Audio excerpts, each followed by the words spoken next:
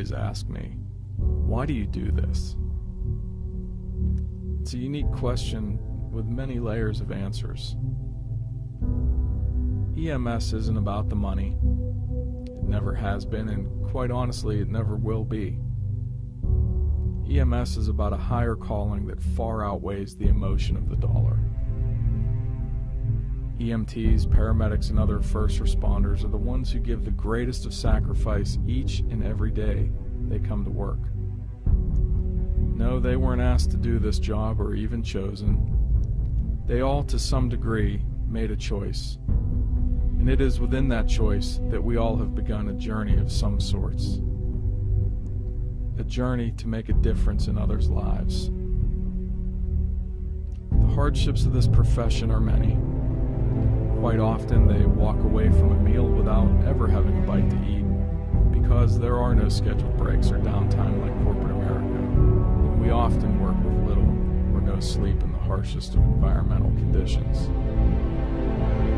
And if you think about the fact that no one ever calls 911 because they're having a good day, then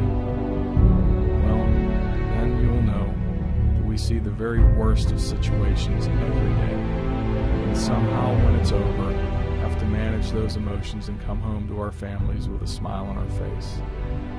And I won't even begin to mention the training hours and knowledge base that we maintain, because those numbers and those statistics are pretty high as well.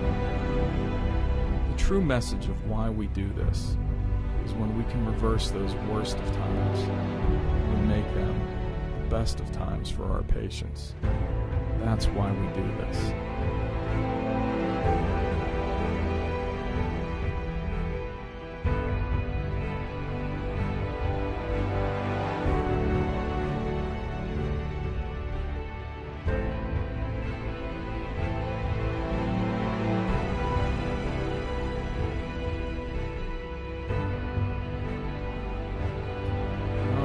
Think about your job for a moment and what your boss asks you to do each day. And when you realize that each day I have to ask my people to put themselves in harm's way and sometimes risk their own life and pay them a salary that would make most people say, my life is far more precious than what you're paying me for. It is within that moment when the unselfish members of EMS realize why we do this.